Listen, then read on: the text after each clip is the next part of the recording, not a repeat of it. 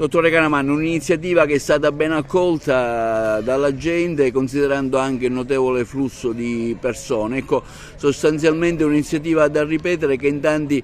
hanno anche espresso il desiderio di ripetere nel tempo. Un'iniziativa, diciamo, positiva. Che tipo di riscontro ci può dare lei su questi 3 giorni? Ma c'è stata una grande partecipazione da parte degli agrigentini, come d'altronde è successo negli anni passati, tranne la parentesi che abbiamo avuto durante la pandemia. Purtroppo di prevenzione si parla molto e se ne fa poco, anche perché le risorse messe a disposizione dal Ministero sono esigue, ma la prevenzione rappresenta un momento fondamentale per quanto riguarda la salute di tutti noi, perché ovviamente, specialmente per quanto riguarda le malattie cardiovascolari, siccome si tratta di malattie che possono essere evitate, che sono dovute in genere a uno stile di vita scorretto, è fondamentale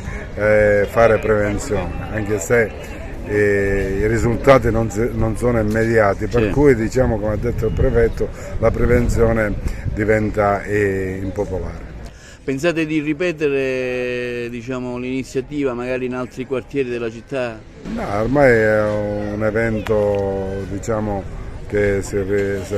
ripete da circa 10 anni e continuiamo a farlo grazie al supporto ovviamente della Bayer, che è una casa farmaceutica tedesca, che ogni anno ci supporta dal punto di vista economico. Dottor Iacolino, una iniziativa molto gradita, molto apprezzata oggi questa sulla prevenzione cardiologica e cardiovascolare, iniziative come queste che meritano, diciamo, di essere allargate ed estese anche in tutta la Sicilia. È una proposta certamente interessante che va incoraggiata e sostenuta, quindi un plauso alla struttura complessa di cardiologia ed emodinamica dell'ospedale di Agrigento e al suo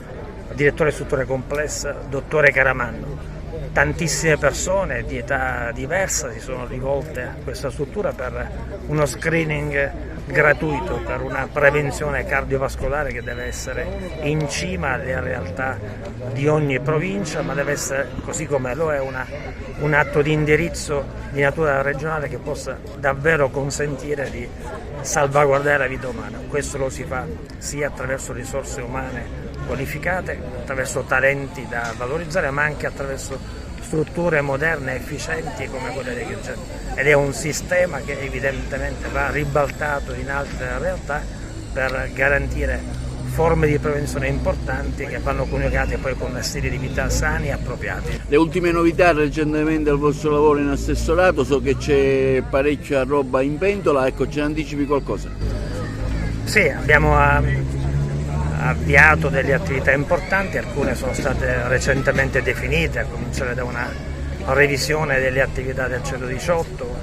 una nuova ambulanza medicalizzata a Lampedusa, l'aggiornamento tecnologico di alcune realtà importanti, 300 milioni di euro distribuiti in tutta la Sicilia attraverso l'articolo 20 che serve a valorizzare il patrimonio immobiliare. Purtroppo Agrigento ha ricevuto molto poco, evidentemente perché non vi sono state nel tempo proposte particolarmente significative, e allo stesso tempo quella revisione della rete ospedaliera, per la quale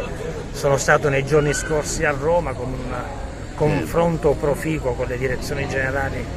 competenti del Ministero per guardare sia ad una rete ospedaliera al passo coi tempi, pubblica e privata parimenti, e allo stesso tempo per la